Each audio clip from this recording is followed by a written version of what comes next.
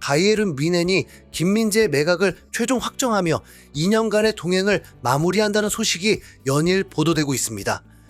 이 정도로 기사가 나오면 사실상 김민재 또한 팀을 떠나길 원한다는 걸로밖에 안 보이는데, 물론 아직 확정된 건 없지만 로마노의 최근 보도에 따르면 요나탄 타는 바이어 레버쿠젠을 떠나 바이에른 뮌헨으로 이적할 예정이다. 요나탄 타는 이미 바이에른 뮌헨과 개인 조건에 합의했으며 레버쿠젠도 이적이 임박했음을 통보받았다. 이제 남은 절차는 바이에른이 레버쿠젠과 이적료에 대해 논의하는 것이다. 바이에른 뮌헨이 클럽 월드컵을 앞두고 타를 스쿼드에 포함시키는 것을 목표로 하기 때문이다 라면서 바이어가 AS 모나코로 떠났고 김민재 역시 팀을 떠날 것으로 예상되면서 바이에른은 타를 핵심 수비 보강 자원으로 보고 있다는 소식을 전했습니다. 로마노는 바이에른의 현재 상황을 고려할 때 김민재는 어디로 갈 것 같은가? 라는 김민재의 향후 거취에 대한 한편의 질문에 사우디 혹은 프리미어리그다. 다만 그의 고액 연봉이 걸림돌이다 라고 답했는데요. 김민재의 다음 행선지는 세리에보다는 자금력이 탄탄한 프리미어리그 혹은 사우디 프로리그가 될 가능성이 큽니다. 하지만 로마노가 거듭 강조했듯 김민재의 높은 연봉이 이적 협상에 장애물로 작용하고 있는데요. 그런데 김민재의 연봉이 그렇게 높다고 볼 수도 없습니다. 세리에 유벤투스나 인터밀란은 절대 줄 수 없는 금액이지만 프리미어 리그에서는 월클 센터백이면 김민재의 연봉 정도는 주고도 남습니다. 우선 맥과이어 정도의 연봉이고 노장 반다이크 정도의 연봉이고 첼시 맨유는 30만 파운드 연봉을 센터백에게 쓰기도 했습니다. 오히려 작년 10월부터 아킬레스건 부상을 안고도 집중적인 출전을 이어갔고 동료들의 잦은 부상으로 인해 쉴 틈도 없이 수비진을 지탱하며 팀을 지켰고 국제축구선수협회가 과도한 출전에 우려를 표할 정도로 혹사 아이콘이 되었는데 그만큼 팀에 헌신하는 선수라면 가치는 충분하죠. 김민재 스타일과도 매우 맞다고 보여지고요.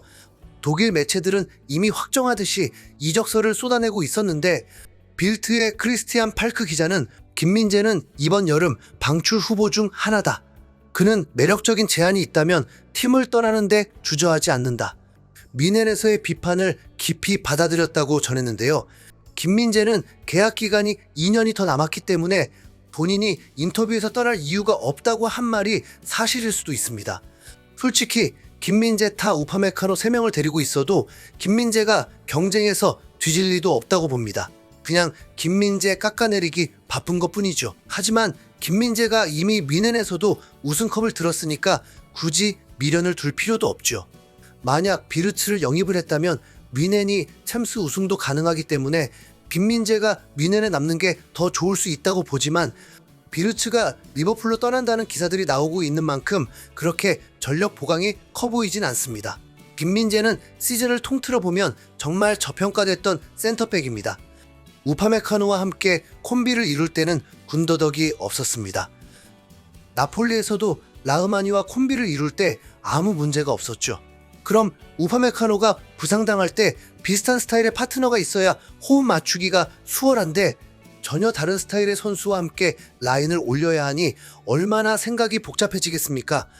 암튼 로마노의 예상처럼 김민재가 프리미어리그에 온다면 팬들은 정말 땡큐죠. 김민재는 내년이면 30살입니다. 본래 김민재의 목표가 프리미어리그였습니다.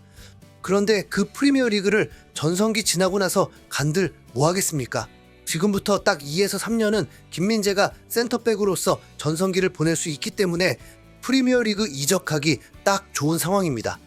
독일 현지 매체들과 유럽 축구계는 김민재의 차기 행선지를 둘러싼 치열한 경쟁이 벌어지고 있다고 전하고 있습니다. 뮌헨은 이적료도 낮춰서 보내겠다는 입장이라고 하고요. 그럼 연봉 부담은 그렇게 큰 문제가 아닐 수 있습니다. 독일 매체 빌트는 김민재 이적이 최종 승인되었다고 했는데요. 막스 에베르 디렉터의 스쿼드 계획이 지난주 월요일부터 큰 지지를 받고 있으며 그의 발표 이후 뮌헨 이사회는 올여름 김민재의 이적을 승인했다고 보도되었다. 뮌헨 내부 소식통은 지난주 모든 여름 이적 시장 계획을 승인받았으며 김민재 매각 관련해 해외팀들의 제안을 기다리기로 결정했다고 전했다. 물론 이것 또한 확정은 아닙니다. 이전 시즌처럼 이렇게 해놓고 팀에 남을 수도 있어요. 또 독일 매체 바바리안 풋볼 웍스는 미넨이 김민재에게 올여름 팀을 떠날 수 있다고 조언했다고 보도했다. 이는 에릭 다이어가 AS 모나코로 떠나기 전의 일이었지만 조나단 타가 합류하더라도 미넨은 여전히 김민재를 매각할 의향이 있다는 것을 보여준다라고 했고, 이어 크리스티안 팔크 기자는 클럽이 김민재의 이적을 허용했다고 명시적으로 보도했는데요. 이런 상황에서 많은 팀들이 김민재에게 눈독을 들이고 있습니다.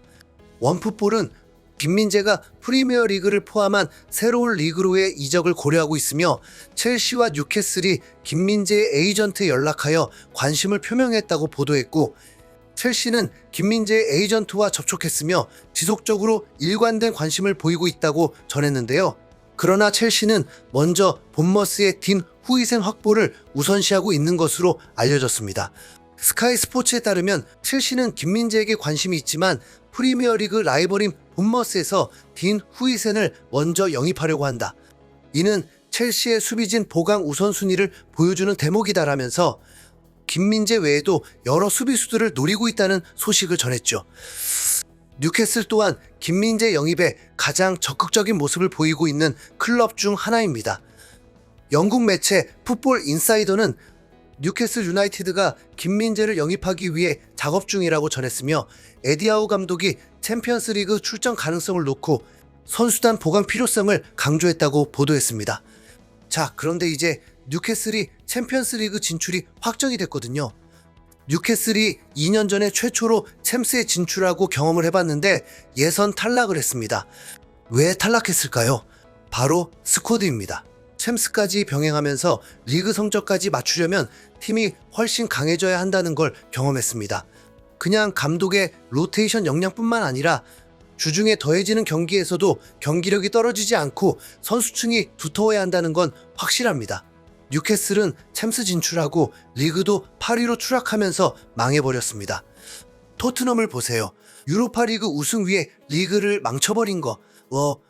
진짜 강팀은 챔스와 리그 둘 다 성과를 낼 수 있을 정도의 스쿼드여야 합니다. 뉴캐슬의 관심은 구체적인 배경을 가지고 있는데요.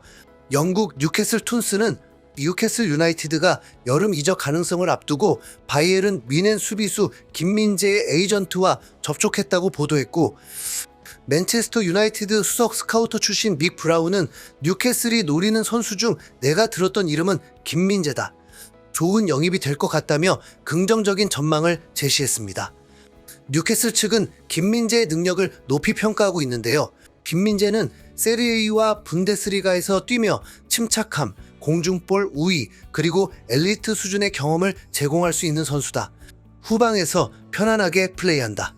뉴캐슬의 에디 하우 감독 시스템에도 완벽하게 맞는다고 극찬했습니다.